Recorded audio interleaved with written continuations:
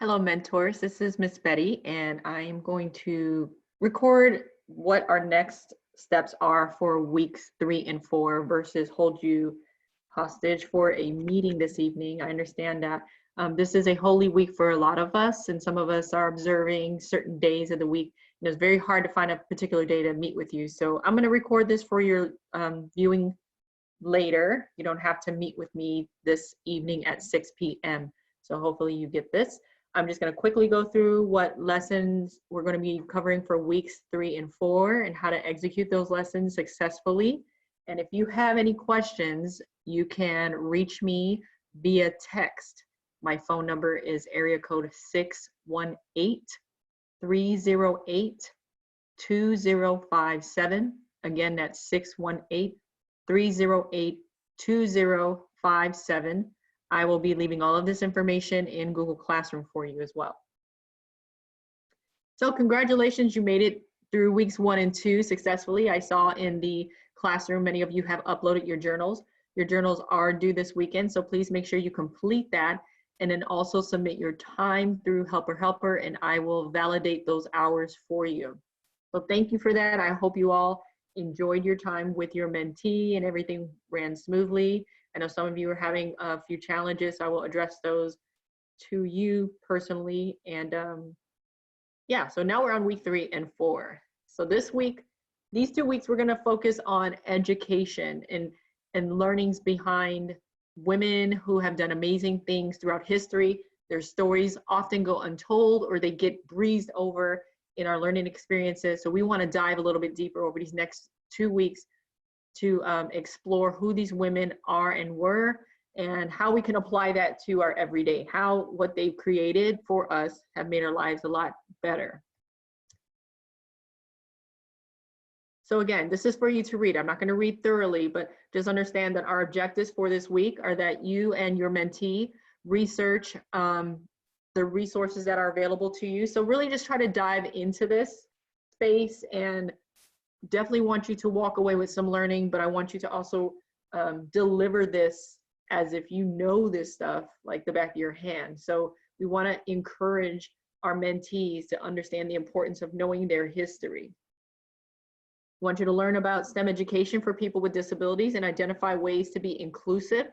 So STEM for all, right? So we're going to look at how STEM education impacts everyone, not just because we're girls, but you know, we have other differences. We have cultural differences, we have physical differences, we have geographical and socioeconomical differences.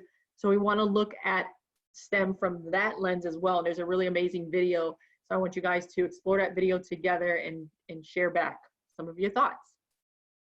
So I put this generic time in there, 2 to 4 hours, but honestly, these 2-week sessions may take you a little bit longer, which is okay because you're going to get compensated for that time. And again, it's about the value and the quality of what you're exploring, what you're learning, what you're sharing versus, you know, the quantity of time that you're investing in this. So part 1 talks about women in science and engineering. Again, some more statistical information. There are hyperlinks to these 2 blogs. So basically the first blog has over 25 women scientists you want to learn about. So with your teammate, I would suggest that you pull out a few names ahead of time because it could take you a whole 2 to 4 hours to read all of these bios. And then again, the same thing for 16 women engineers and their stories. So the links are here. So again, this is about that pre-planning and working with your team member to create what this experience is going to look like. How do you toggle back and forth? One of you may be more interested in science, so you take the lead on that. The other may be more interested in engineering and vice versa. So share the space, share the stage, share the knowledge. So there's a resource that I purchased a few years ago when I started to go into this space for the Girls in the STEM program about learning about women in history. And I found this on Amazon. So there's a author, her name is, oh, I forget her name, Rachel something. She has a difficult last name, but she's an amazing woman. She's an amazing author and illustrator. And she did 50 women in science. And so she created this book, and she also created these postcards that we often give out during our Girls in STEM in-person activities. So this is one of the cards. This woman here, I'm gonna mispronounce her name, but anyway, she's from way back in Grecian time, right? And so she was one of the first female astronomers, philosophers, and mathematicians. So this goes to show you that throughout history and the importance of telling our story as women, sometimes those stories get lost and other cultures and other genders get all of the credit for the amazing things that we've done. Now, I will preface by saying that her story is a little controversial. So when you start doing your own research behind her, there may be some feelings behind who she is and what she stood for. But the moral of the story, by looking at her story, is that in a time when it was male dominated, in a time when knowledge was dominated by the man, she stood out and she went again. She was literally like one of the first civil rights women in history who said, I'm smart and I'm going to share my knowledge whether you like it or not. And so unfortunately, she was taken down by a mob, an angry mob. But again, this is very telling of the struggles that women have had throughout history. So I just wanted to share that with you.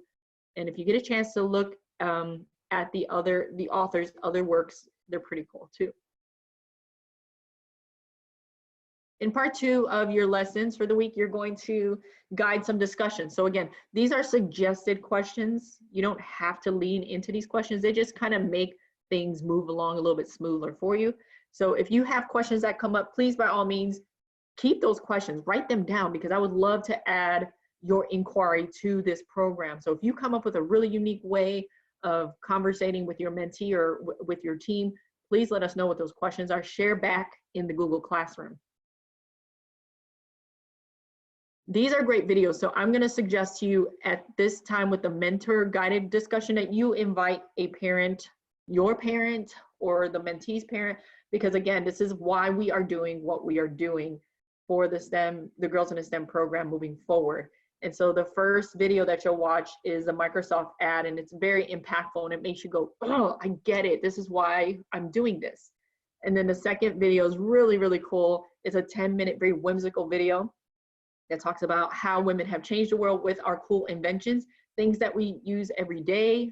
And again, the importance of knowing that when you have that piece of knowledge, you can kind of toss it back out in the world and say, you know what, thanks to a woman, we now have Wi-Fi. You're welcome. So again, more guided questions, and then we start to transition into text. So again, all these links and stuff here are for you to continue the conversation. So this particular 2-week activity is very, very heavy in conversation, but it's also doing a lot of research as well and kind of like collecting knowledge and information. So then we transition to women in technology and STEM for all. So this will be another piece here where it's an aha moment for you. I'm highlighting a woman in STEM, a champion, we call them, someone who has paved the way for us, Marie Van Brittan Brown. And I actually did this a lot in our Girls into STEM / Maker Girls camp last summer. So I pulled some of these lessons from there. And the feedback, the resounding feedback was that the girls loved learning about these different women from different cultures and in times in history and what they've done for us. And so I hope that you all have that exact same experience. But Marie Van Brittan Brown, she's basically a genius, and her story is here. So you can read and highlight her story together. But she basically is the reason why we have home security systems today. So yes, girl, do that. And then STEM for All, this video here is approximately 14 minutes long. So I encourage you to watch it first. No, I wouldn't say that. Watch it together. Do everything together. Because then again, you pull some really challenging questions out of that kind of will pull out what are your thoughts behind STEM for All. So we have the luxury of being at IMSA, and not often are those disabilities visual. So what if we offered STEM for All and we had a and we do operate as an inclusive environment at IMSA. Let me be clear at that. However, we don't often see the physical disability. So what if that changed? What if IMSA changed its model to welcome more people with physical disabilities? So what would that look like, right? So this is a really good, again, piece of the conversation where you pull things apart and put them back together and just try to challenge how you recognize the world and how you visualize the world. Is STEM for all? Do you believe that or not? And have those courageous conversations amongst each other. Then the final piece, this is my challenge for you all, is to do a share back activity by creating a really cool video. So you have 2 weeks to do this. You can definitely upload this using YouTube or share it to Google Classroom. But what I'm encouraging you to do is, from everything that you've learned this week as a team, think of a way that you can share back a story or your story or a point, a topic, back through a creative way of doing that. So I want you to create a video using any one of these free, let me emphasize free, F-R-E-E, platforms, right? Because some of them will try to coax you into paying a fee and things like that, but please try to find the free stuff. Don't pay anything. And that's pretty much it. So if you have any questions about week 3 and 4, again, the best way to reach me over this weekend, this Easter weekend, is by phone on my cell, area code 618-308-2057.